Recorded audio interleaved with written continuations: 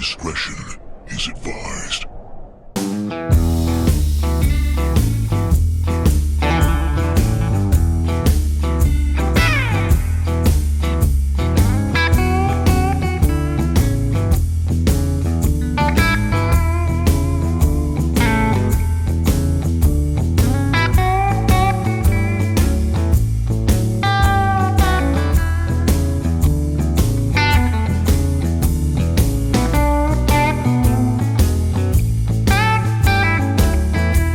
Hey guys, welcome back to the channel. We're out here in the airgun bunker, and today we're going to take a look at the PARD TS36 Lrf. This is a thermal imaging scope. I've had it for a good couple months. I've gotten a lot of use out of it, and so I'm just going to pass that info on to you guys. I'll try to show you as much as I can, and we'll jump right into it. The PARD TS36 comes in at 25.6 ounces. Its overall length is 13.8 inches, and it's got an operating temperature of -4 to 122 degrees Fahrenheit, or -20 to about 50 degrees Celsius. This does have a built-in ballistic calculator, image shift 0, and it does have a long eye relief, and so you're able to mount this scope quite a bit forward, and you're not going to have an issue getting a full field of view out of the scope. This unit does come with an 18650 lithium-ion battery. It comes with a charging cable. It comes with a protective cover for the scope, and it comes with standard 30mm Picatinny rings. And they are high quality rings. I've had no issue mounting them on a variety of different guns, and it's just a nice touch that they've gone and added those. Up top here is 4 buttons which you're able to navigate with one finger. The forward left is going to allow you to navigate through 6 different enhancements, which I will show you guys in a little bit once we look through the scope. The forward right button, you're going to hold that down. You can start recording, or you can also take a photograph with that. The bottom left is going to be for the rangefinder. You're going to click that, it's going to show your range, and if you've got this set up for the ballistics, you can tap it again and it's going to give you your holdover. Rear right button is for your Wi-Fi. Off to the right side of the PARD is a little rubber dust cap here. You can pull that back, and this is where you're going to be able to interface directly with the unit, with your computer. If you wanted to pull the video out, you are able to put a SIM card in here, and you are able to charge the unit directly. Off to the right side of the unit, this is not a turret adjustment. This is where the 18650 lithium-ion battery goes. These are easy to replace. You can carry a couple of them in your pocket, and you're going to get roughly maybe 45 minutes to an hour of use using this battery. I went ahead and got the camera on here so you guys will be able to see through the scope, and I'll be able to walk you guys through all the menu adjustments. To get to the menu, you're going to long press the top button here, and that's going to open up your image settings. And the first one here is contrast, brightness, detail, sharpness, and you got different modes, which I'll show you guys in a little bit. You can long press that top button, that's going to take you back. Counterclockwise goes to the next. You got your display brightness, which I usually keep at level 2, which is in the middle, and that seems to be more than bright enough.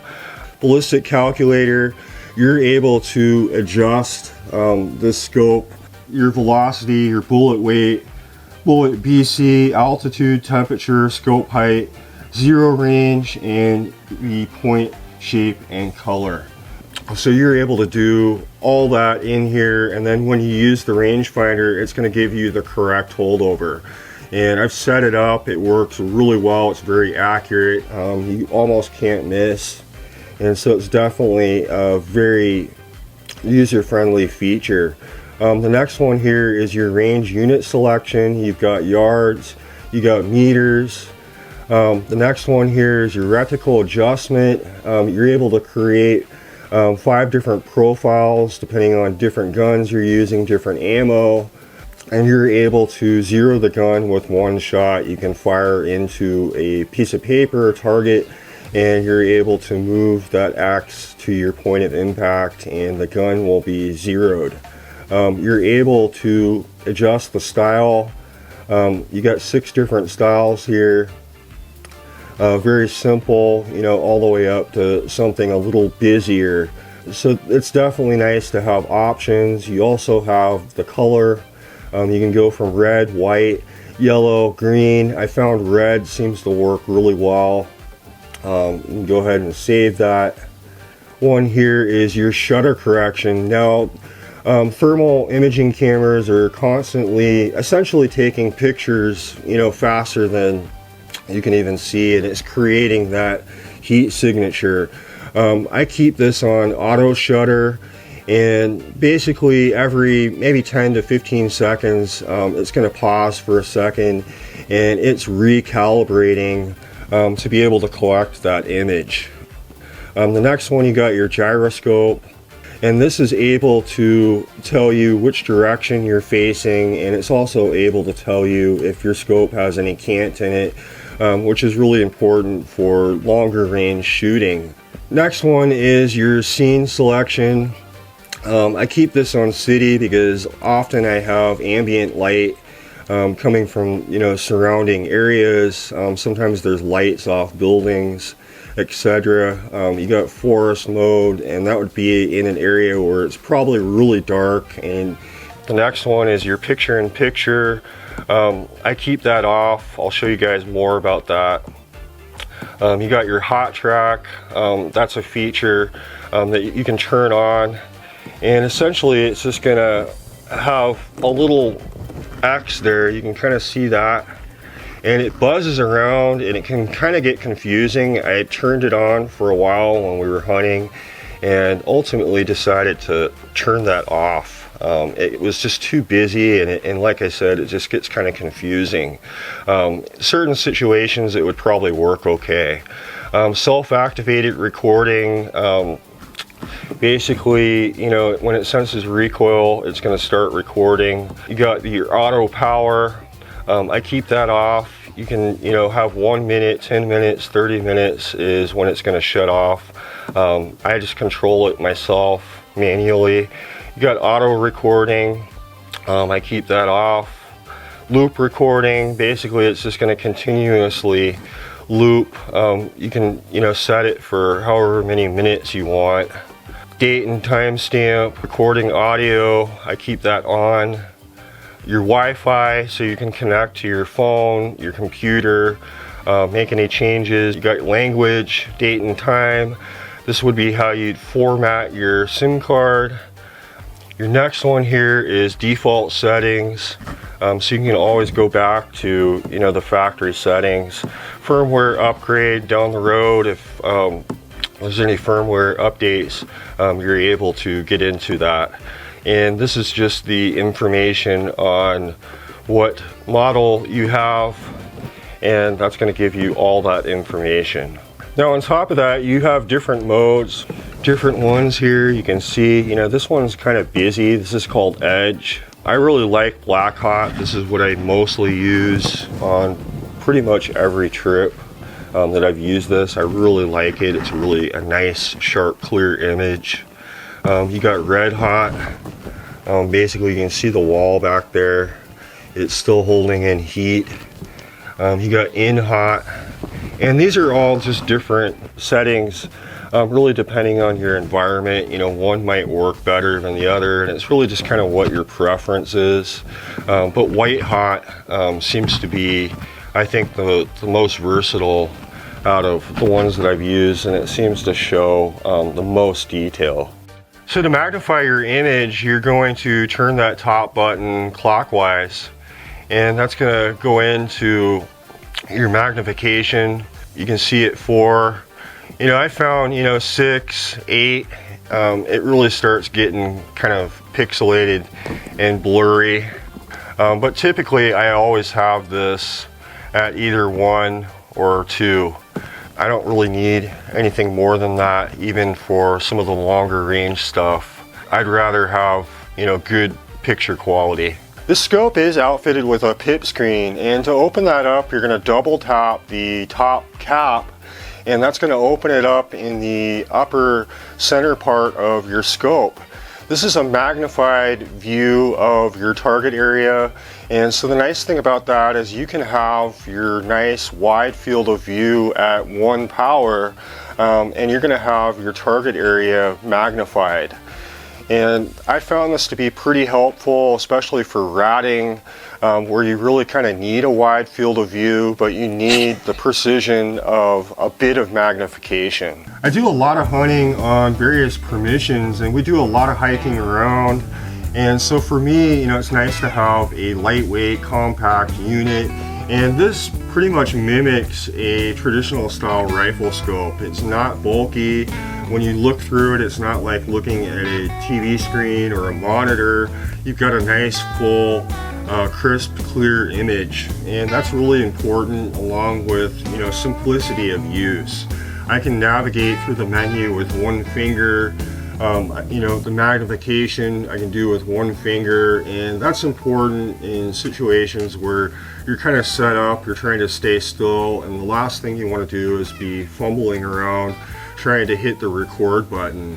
And that's the case with some of the other units that I have used from some other brands. This seems to be just about the most simplistic design that I've used personally. The TS36 does have a flip open cap here, really nice quality, and it's nice to have to protect the lens of this scope. Off to the left side here is your focus ring, which you can adjust with 1 finger. It's really smooth, and it's nice to have that to really be able to fine tune the image depending on the range. And then up top here is your rangefinder, which is really useful. This protrudes off the top approximately 1.5 inches, and the finish is very high quality. This scope obviously does have a lot of settings, and it's nice to be able to customize it to your shooting style and the environment that you're using it in. Now, the follow feature is something that we used early on a few hunts, and I found it to be kind of confusing. In some cases you almost feel like it's an aim point. And so ultimately we decided to turn that feature off. It's probably not something that I would use, but I can see in certain situations it would probably be nice to have that. The best way I could figure to review this scope was to get it out in the field, use it over time, over various different hunting trips, in different situations, and be able to show you guys that footage. And you'll be able to see the image quality at various different ranges, and that way you'll be able to make a good decision of whether or not this will work for you. We did take several of these units out on a large permission where we were hunting wild pigs, coyotes, and raccoons. And it was nice to really kind of get them out, test them, you know, regardless of whether we had any success. You know, it was really kind of about testing the gear and how it works in different environments. And this performed really well. It's got a nice clear image, you know, even out beyond several hundred yards. You're easily able to spot your target, and you're able to negotiate, you know, what kind of animal it is, because it is a very clear image. It's really important to have something like that, you know, especially for the longer range hunting that we do. For some of the closer range stuff, you know, we've used it for ratting. We've gone after skunks, and, you know, it performed extremely well. And I think part of that is having the rangefinder and being able to see what your holdover is at various ranges, and that makes things go a lot faster, and you're able to get, you know, a lot of these passing jobs done in more of a professional manner because you're using, you know, good high quality equipment.